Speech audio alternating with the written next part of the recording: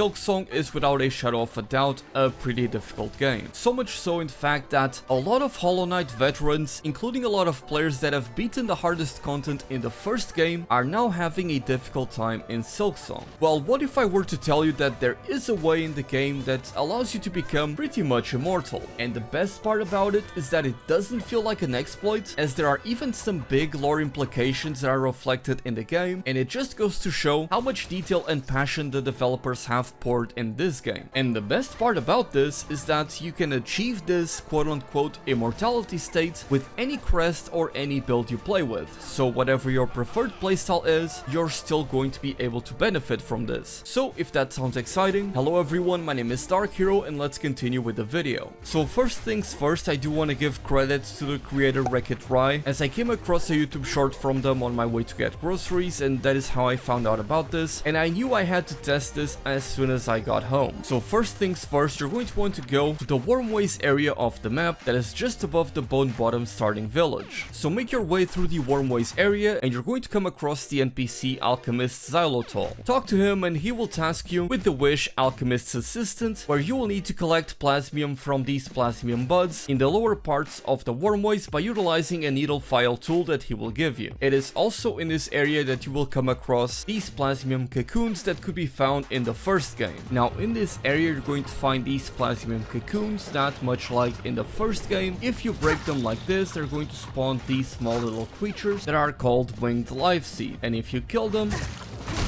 they're going to give you blue hearts that go above your health. And if I were to get hit, these hearts would be the ones to take the damage instead of my actual hearts, though you cannot keep them permanently. If you rest at a bench, you're going to lose them. Now, upon completing this quest, the alchemist Xylotol will give you the plasmium file tool that allows Hornet to essentially drug herself with plasmium like this and manually give blue hearts to herself just like that.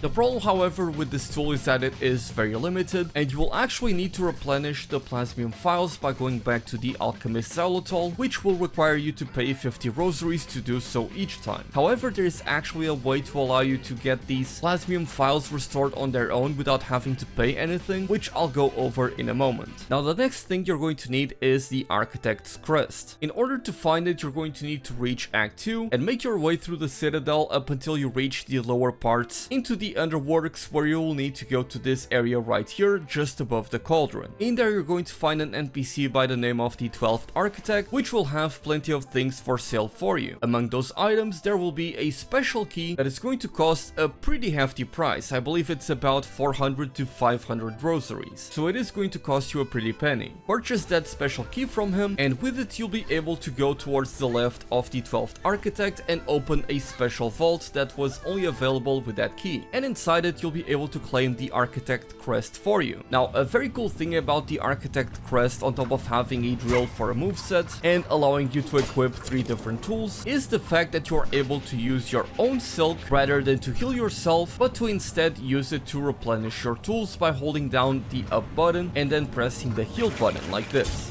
As you can see, I was able to replenish all of my tools, though you still end up losing the shell shards that are required to getting those tools. So you can see where I'm going with this. The idea here is to then use the Architect Crest with the replenished plasmium files to then keep on dragging Hornet like this, and eventually she will overdose like that, and now your entire health bar has been converted into blue hearts. So before this I had a total of 9 hearts, and now I have a total of 9 blue hearts. The key distinction here being that if I were to get hit like this, my hearts will start to regenerate pretty darn quickly.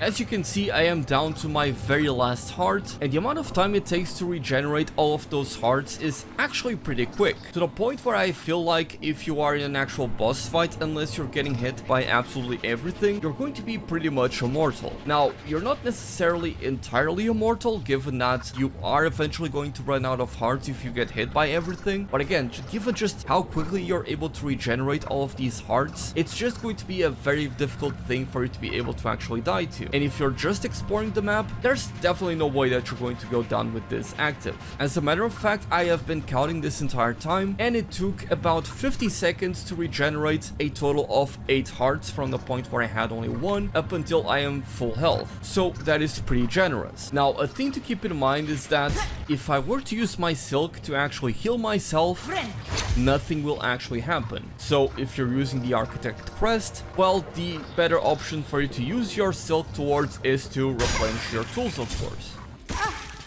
Now, a couple of other things to keep in mind are that if you were to rest at a bench like this, you're going to lose out on that effect, so that is important to keep in mind if you really want to keep it active for as long as possible. You need to be wary of benches, though of course they are your checkpoints, so you need to play around that a little bit. Secondly is that the hearts that you get from these plasmium cocoons can also contribute towards you getting those additional blue masks that are required for you to get into the overdose states with Hornet. As a matter of fact, you can find one of these cocoons here in the Bone Grave area and another one here in the Wormways area.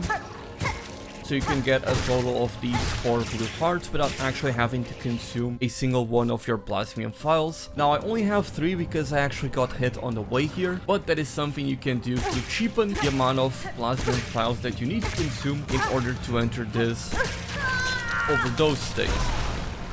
If I were to do the exact same thing with a different crest, gathering all of these blue hearts, as you can see I have the witch crest currently equipped. Being extra careful as I get out of this area so I don't lose any hearts.